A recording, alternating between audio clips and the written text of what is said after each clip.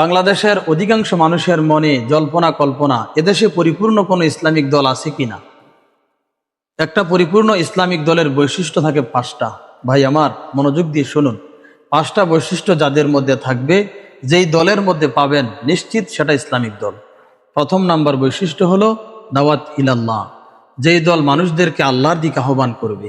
Oman আহসানু কওলাম মিম্মান দাআ ইলাল্লাহ ওয়া আমিলা সালিহান ওয়া ক্বালা ইন্নানি মিনাল মুসলিমিন।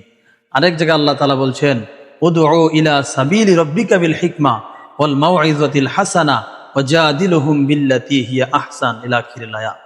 সম্মানিত ভাই এবং বোনেরা, শুধুমাত্র আল্লাহর দিকে যারা আপনাদেরকে আহ্বান করবে, ব্যক্তির দিকে নয়, নিজের পকেট বাড়ি করার জন্য নয়, শুধুমাত্র বলবে আপনার জীবন, আপনার সম্পদ সবকিছু আল্লাহর জন্য কুরবানি দিবেন, আর কারো জন্য নয়। এই আহ্বান যারা আপনাদেরকে করবে নিশ্চিত বুঝবেন এটা একটা ইসলামিক দল। দুই নাম্বার বৈশিষ্ট্য হলো শাহাদাত আলান নাস, মানুষের জন্য সাক্ষ্য হওয়া। যেই দলের কর্মকাণ্ড, যেই দলের মানুষের আচার আচরণ, তার মুআমালাত মুআশারাত দেখলেই বুঝবেন এটা মুসলিম, এটা একটা ইসলামিক দলের লোক। এই মানুষটাকে দেখলেই বুঝবেন সে মুসলমান। তিন নাম্বার বৈশিষ্ট্য হলো কিতাল ফি সাবিলিল্লাহ, আল্লাহর রাস্তায় জিহাদ করা, সংগ্রাম করা। জীবনের প্রতিটি জায়গায় আল্লাহ এবং তার রাসূলের বিধান মতো জীবন পরিচালনা করার জন্য যারা জীবন সংগ্রাম দিয়ে কাজ করে, ফায়াকতুলুন ওয়া ইউকতালুন, তারা প্রয়োজনে মরে এবং মারে। আল্লাহর জমিন, আল্লাহর দ্বীন প্রতিষ্ঠা করার জন্য তারা জিহাদ করে। যেই দলের মধ্যে জিহাদের ট্রেনিং আছে নিশ্চিত বুঝে নেবেন ওই দলটা ইসলামিক দল। চার নাম্বার বৈশিষ্ট্য হলো ইকামতে দ্বীন। মানুষ শুধুমাত্র ভাবতেছে মসজিদের ভিতরেই নামাজ রোজা হজ যাকাত ইসলাম, এটাই মনে হয় দ্বীন। না, জীবনের প্রতিটি জায়গায়, আপনার রান্নাঘর থেকে শুরু করে সংসদ ভবন পর্যন্ত, আপনার ব্যক্তি জীবন, পারিবারিক জীবন, সামাজিক জীবন, রাজনৈতিক জীবন, আন্তর্জাতিক জীবন, জীবনের প্রতিটি জায়গায় দ্বীনের উপর অটল অবিচল থাকা, এই ব্যাপারে যারা আপনাকে আহ্বান করবে নিশ্চিত বুঝবেন এটা একটা ইসলামিক দল। পাঁচ নাম্বার বৈশিষ্ট্য আমর বিল মারুফ নাহি আনিল মুনকার, যেই দলের মানুষ দেখবেন মানুষদেরকে ডাকে, সৎ কাজের আদেশ দেয়, অসৎ কাজ থেকে নিষেধ করে, ওই দলটা ইসলামিক দল। এই পাঁচটা বৈশিষ্ট্য যেই দলের সাথে মিলবে এটা ইসলামিক দল। ওই দলের সাথে সম্পৃক্ত হওয়া আমাদের সকলের উপর ফরজ, এর বাহিরে চলা কোনো কালেই সম্ভব নয়। আল্লাহ তাআলা কোরআনে বলছেন, ওমাই ইয়াবতাগি গায়রাল ইসলামি দীনান ফালা ইউকবালা মিনহু, ইসলাম ছাড়া অন্য কোনো জায়গা থেকে যদি দ্বীন গ্রহণ করেন এটা আল্লাহ তাআলা গ্রহণ করবেন না। কোরআনে আল্লাহ পাক আমাদের জন্য মনোনীত করে দিয়েছেন ইসলামকে, ইন্নাদ-দীনা ইনদাল্লাহিল ইসলাম, Islam is a complete code of life.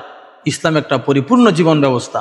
জীবনের এমন কোনো বিষয় নেই যেই বিষয় নিয়ে ইসলাম আলোকপাত করে নাই, কথা বলে নাই। যেখানে এই সমস্যায় পড়বেন সমাধানের জন্য ইসলাম আছে। ইসলাম ছাড়া অন্য কোনো দল মত থেকে সমাধান খোঁজা মুসলমানের জন্য জায়েজ নাই, হারাম হারাম হারাম। আমার প্রিয় ভাই এবং বোনেরা, আপনাদের দৃষ্টিতে যদি মনে হয় বাংলাদেশের মধ্যে এই পাঁচটা বৈশিষ্ট্যে কোনো ইসলামিক দলের মধ্যে নাই, তবে নিশ্চিত জেনে রাখেন আপনাকে খুঁজতে হবে এই পাঁচটা বৈশিষ্ট্যওয়ালা দল কোথায় আছে।